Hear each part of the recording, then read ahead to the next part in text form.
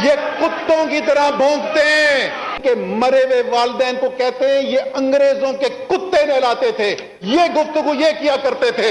ये मियां शहबाज शरीफ के साथ आसिफ अली जरदारी को क्या कहते थे, अली बाबा और 40 चोर।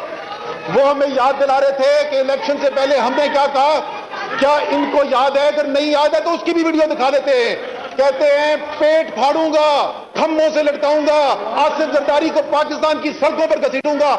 जो मोहतरमा बेनजीर भुट्टो के बारे में अल्फाज इस्तेमाल करते थे, मैं दोहरा भी नहीं सकता, वो आपने भी सुनी है, वो इन्होंने भी सुनी है। किसी को अगर वीडियो चाहिए वो भी दिखा देंगे। स्पीकर साहब आप इनको छोड़ देना, इनको बोलने दे जो मर्जी बोलना है। बोला किसी को चोर और किसी को डाकू बोला और उससे जो है पाकिस्तान की सियासत खराब हो गई। तमाम के पेपर्स के अंदर वजीर आजम पाकिस्तान सारी दुनिया में बदनाम होता है। क्या ये इस तरीके से, किस तरीके से टी करा के मनी लॉन्ड्रिंग कराई जाती है? अस्सलाम वालेकुम नाज़रीन इकराम, आपको मुकम्मल वीडियो दिखाते हैं। असद उमर ने कौमी असम्बली के अंदर शहबाज शरीफ और उसकी हुकूमत को छट्टी का दूध याद करा दिया।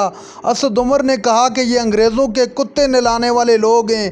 ये कहते थे कि जरदारी को मैं लड़काना की सड़कों पर घसीटूंगा। आज उसी के साथ गले लगे हुए हैं और सिर्फ इसलिए ताकि हुकूमत चलाई जा सके। नाज़रीन इकराम, असद उमर की इतनी जज्बाती तकरीर के पूरे ऐवान में सन्नाटा छा गया। वीडियो देखिए फिर इस पर बात करते हैं। काश कि इनकी मईशत की पॉलिसियां बनाने वाले भी इतने अच्छे होते जितना इनको शेर बताया गया। IMF का गुलाम बनाया जा रहा है, तहवील में दिया जा रहा है और कौमी गैरत के लिए खड़े होने की जरूरत है।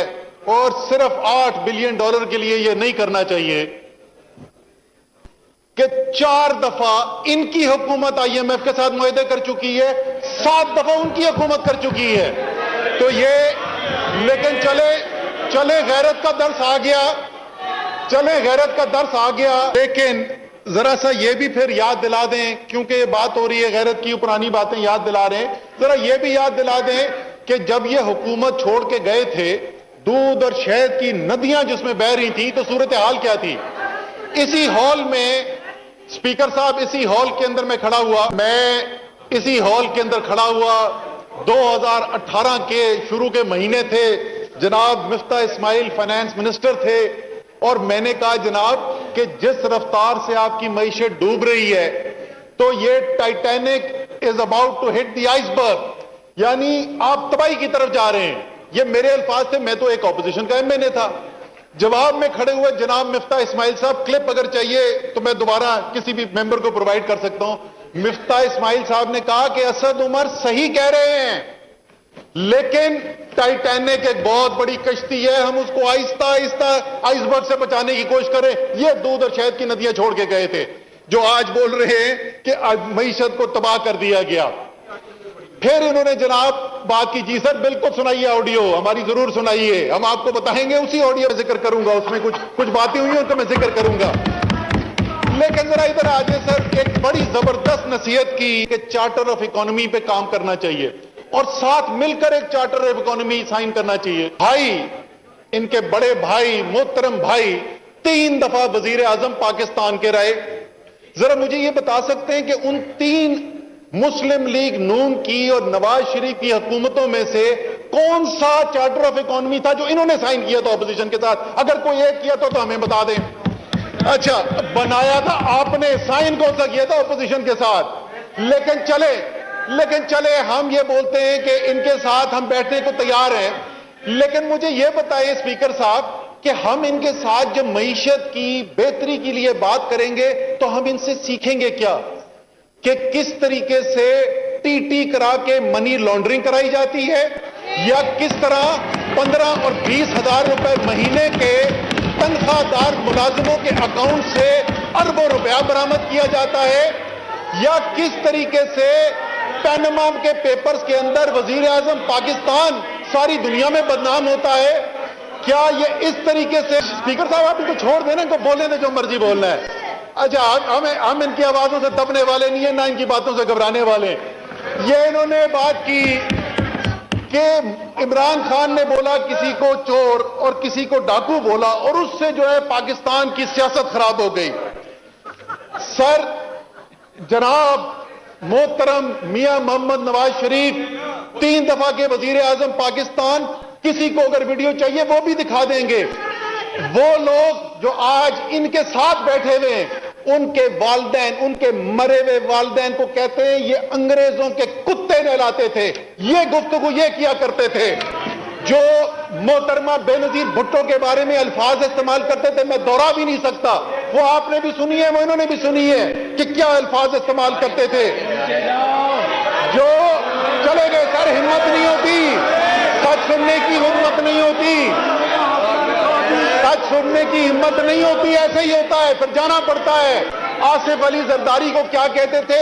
अली बाबा और 40 चोर। वो हमें याद दिला रहे थे कि इलेक्शन से पहले हमने क्या कहा, क्या इनको याद है? अगर नहीं याद है तो उसकी भी वीडियो दिखा देते हैं। कहते हैं पेट फाड़ूंगा, खम्भों से लटकाऊंगा, आसिफ जरदारी को पाकिस्तान की सड़कों पर घसीटूंगा। किधर गया वो पैसा? अगर वो पैसा ले आए होते तो शायद IMF जाने की जरूरत ना पड़ती। आखिरी जो मैं बात कर रहा था, आजकल ऑडियोज आती हैं, क्या कहा जाता है?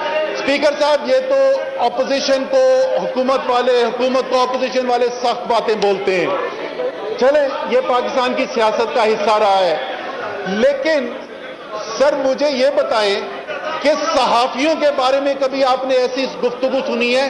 और कोई छोटा मोटा लीडर नहीं, एक 30 साल 40 साल से सियासत करने वाला मियां नवाज शरीफ के करीब तरीन साथियों में से एक परवेज रशीद किससे बात कर रहे हैं? मरियम नवाज से बात कर रहे हैं। और वो कितने सीरियस है, वो कितने सीरियस है कि वो मरियम नवाज उनको अंकल कह रही हैं। अच्छी बात है, वो उनसे रिस्पेक्ट से बात कर रही हैं। परवेज रशीद साहब कहते हैं ये जो सहाफी हैं ये कुत्तों की तरह भौंकते हैं। सर, ये किसी ने आज तक पाकिस्तान में सहाफियों के बारे में बात की है ऐसी? सर, सुननी पड़ती है, जब आप बोलते हैं ना तो सुनने के लिए तैयार हो जाया करें। फिर उन्होंने दावा किया कि फैटफ के बिल के लिए हम मदद करने को तैयार थे। पहली बात तो सिर्फ याद दहानी के लिए इनकी भी और कौम के लिए, ग्रे लिस्ट में पाकिस्तान को फैटफ ने मुस्लिम लीग नून की हुकूमत में डाला था। नाज़रीन इकराम, आपने वीडियो देखी असद उमर का तारीख़ी और जज्बाती खिताब, जिसमें शहबाज शरीफ को छट्टी का दूध याद करा दिया। पूरे ऐवान में के लग गए। शहबाज शरीफ को कहा कि भूल के वो वक्त जब तुम कहते थे कि जरदारी को मैं घसीटूंगा, इसका पेट फाड़ूंगा, और आज उसी के साथ मिले हुए हो और कहते हो कि अब हमने मिलकर हुकूमत चलानी है, जबकि तुम इसके सबसे बड़े मुखालिफ थे। सिर्फ़ और सिर्फ अपनी हुकूमत बचाने के लिए तुम्हें शर्म आनी चाहिए।